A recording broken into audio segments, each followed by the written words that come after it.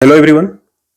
दोस्तों, एसएससी ने एक नया नोटिफिकेशन जारी किया है जिसमें उन्होंने एक नया आधार पॉलिसी के बारे में बताया है। ठीक है, तो क्या कुछ है उस नोटिफिकेशन में और इस पे आपको कैसे रिएक्ट करना है। रिएक्ट इन द सेंस कि इस पे क्या ध्यान देने वाली बात है, क्या आधार ऑथेंटिकेशन आपको करना है।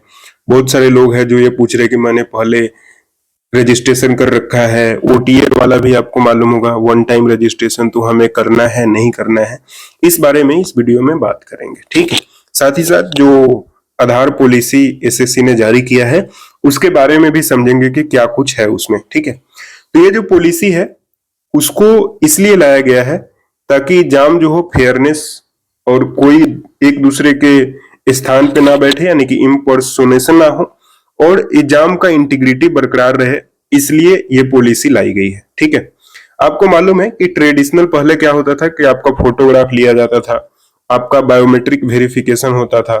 ठीक है, वहां पे एग्जाम सेंटर पे आधार बेस्ड ऑथेंटिकेशन जो है उससे क्या होगा कि एक एडिशनल फीचर आ जाएगा, यहाँ पर ओरिजिनल मैकेनिज्म आ जाएगा जिससे आपको कन्वीनियंस हो जो जेन्युइन कैंडिडेट है उनको। ठीक है, तो Aadhaar OTP authentication one time registration के समय अगर आप कराते हैं या फिर आधार फेस ऑथेंटिकेशन कराते हैं जब आप एप्लीकेशन सबमिट करते हैं तब, या फिर अगर आप फिंगरप्रिंट या आइरिस बेस्ड ऑथेंटिकेशन कराते हैं उस समय एग्जाम जब अपीयर करते हैं तब। ठीक है, उससे क्या होगा कि आधार ऑथेंटिकेशन जो होगा अब आपको फिजिकल के टाइम भी होगा, ठीक है, मेडिकल के टाइम भी होगा, और अगेन जब आप डीवी कराने जाएंगे तो उस समय भी होगा।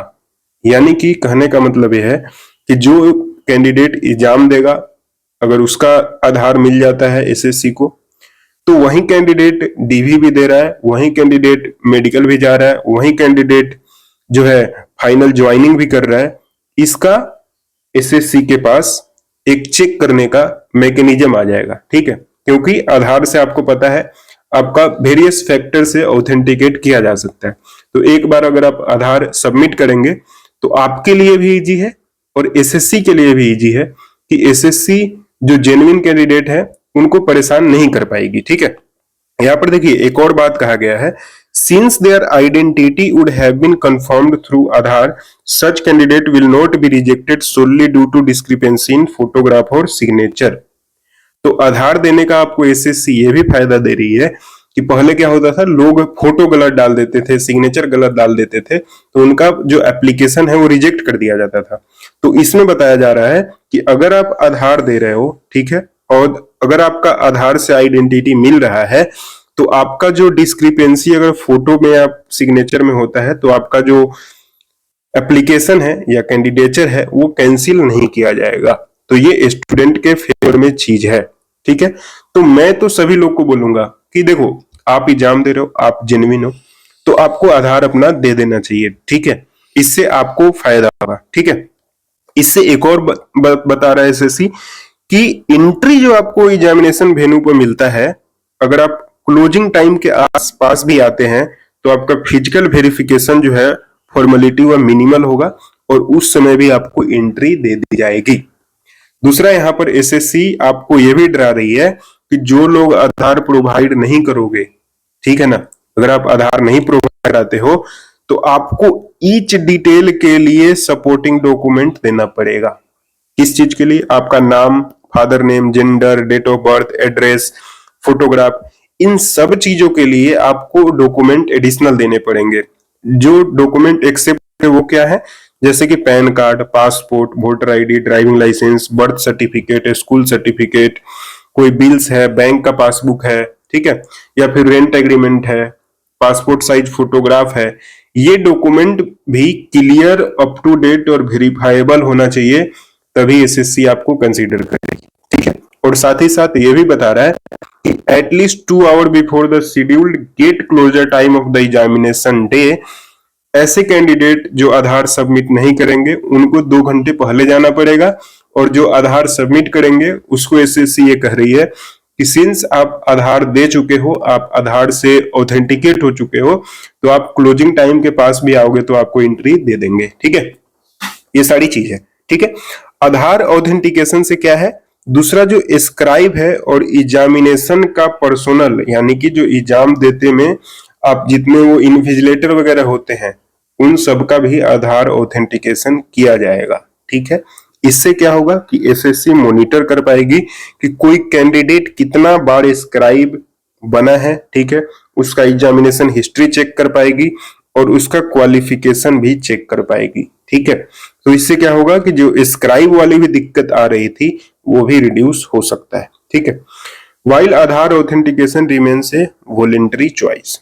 मेरे को याद नहीं बट एक आधार से रिलेटेड सुप्रीम कोर्ट का कुछ जजमेंट है कि आप किसी से आधार जो है उसका प्राइवेसी का चीज है, आप उससे मतलब मैंडेटरी नहीं पूछ सकते हैं आधार, इसलिए यहाँ पर आधार ऑथेंटिकेशन अभी वॉलेंटरी रखा गया है क्योंकि यहाँ पर कोर्ट का जजमेंट है शायद इससे रिगार्डिंग। ठीक है, इसलिए एसएससी इसको वॉलेंटरी ही रख रही है, लेकिन सभी कैंडिडेट को इनकरेज कर रही है कि आप इसको करिए, यानी कि आधार ऑथेंटिकेशन करिए ताकि आपका प्रोसेसिंग क्लियर हो, आइडेंटिटी एश्योरेंस किया जा सके और जो एग्जामिनेशन का प्रोसेस है वो स्ट्रीमलाइन किया जा सके। ठीक है, ये था दोस्तों जो नोटिफिकेशन है, ये सारी चीजें इसमें बताई गई है। तो जो भी लोग आधार अगर आप दे रहे हो, देखो आधार सबसे पहले मैं बताऊं कि आधार देना मैंडेटरी नहीं है। ठीक है, ये क्या है, वॉलेंटरी है, लेकिन अगर आप एक जेन्युइन कैंडिडेट हो तो आपको आधार सबमिट करना चाहिए। ठीक है, इससे आपको फायदा होगा, साथ ही साथ फायदा क्या क्या होगा आपको मैंने बता दिया, इससे सारा फायदा आपको होगा। ठीक है, क्योंकि आप एक जेन्युइन कैंडिडेट हो तो आपको डरने की कोई बात नहीं है। और दूसरी चीज यहाँ पर क्या है कि जब भी आप आधार दे रहे हो तो आधार आप ये कोशिश करना कि आपका अपडेटेड हो, क्योंकि आपने बचपन में बनवाया होगा। ठीक है, 5-10 साल पहले। तो होता क्या है कि बहुत सारे लोगों का अंगूठा मैच नहीं करता, आइरिस मैच नहीं करता, फोटो मैच नहीं करता, आधार अगर आपका अपडेटेड नहीं है तो जब भी अगर आप आधार दे रहे हो कोशिश करना कि जो आपका आधार है वो नियरेस्ट जो आधार का सेंटर होता है वहां से जाके आप अपडेट करा लेना। ठीक है, तो जब आप अपडेट कराते हो तो आपका जो लेटेस्ट फोटो वगैरह सारी चीजें आ जाती है आधार पे। ठीक है, 100 समथिंग रुपया लेता है और वो एक ही दिन में आपका प्रोसेस हो जाता है। तो जो भी आपका नियरेस्ट आधार का सेंटर है आप जाकर वहां पर आधार ऑथेंटिकेट और आधार अपडेट अपना जरूर करा लेना अगर आप इसमें आधार चुन रहे हो तो। ठीक है, क्योंकि आपको हो सकता है कि थोड़ी प्रॉब्लम हो जाए, क्योंकि बहुत सारे लोगों के साथ ऐसा होता है कि आधार ओल्ड होने के कारण फोटो मैच नहीं करता आधार पे, या फिर अंगूठा सही से नहीं लगता, आइरिस सही से नहीं लगता। ठीक है, तो ये सारी चीजें आप लोग ध्यान दीजिएगा। और जो भी लोग नए हैं ओटीआर में उनको तो आधार देना ही चाहिए, और जो भी पुराने रजिस्ट्रेशन करा चुके हैं वन टाइम रजिस्ट्रेशन, वो भी आप लॉगिन करके चेक कर सकते हैं। अगर आप लॉगिन करेंगे, अगर आपका आधार वहां पर दिया हुआ है तो ठीक है, अगर नहीं दिया हुआ है तो आप आधार नया उसमें सबमिट करके आप चेक कर सकते। आधार जो है न्यू आप अपडेट कर देंगे, उसमें आधार नंबर दे देंगे, तो आपका क्या होगा कि वहां पर फिर आपका ओटीपी वगैरह आता है वो आप वेरीफाई कर देंगे तो आपका सारा चीज सबमिट हो जाएगा। ठीक है, साथ ही साथ ओटीआर उनको भी करने की जरूरत है जिनको, अगर मान लीजिए आपने उस समय जब रजिस्ट्रेशन किया था तो आप 12th में थे, अब आप ग्रेजुएट हो चुके हो, तो अगर क्वालिफिकेशन वगैरह चेंज करना है या फिर कोई भी चीजें चेंज करनी है तो वन टाइम रजिस्ट्रेशन आपको मालूम है शायद 31 मई तक है, उससे पहले पहले सारे लोग कर लेना। ठीक है, आई होप सारी चीजें आपको इस वीडियो में क्लियर हो गई होगी। कोई भी डाउट है आप कमेंट सेक्शन में पूछ लीजिएगा। Thank you for watching this video, मिलते हैं आपसे नेक्स्ट वीडियो में। साथ ही साथ एक और बात बता दूं दोस्तों, हमारा टेलीग्राम चैनल का लिंक डिस्क्रिप्शन में है, कोई भी अपडेट आती है आपको वहां पर प्रोवाइड करा देते हैं, तो जरूर जाइए और टेलीग्राम भी ज्वाइन कर लीजिएगा। चलिए, धन्यवाद।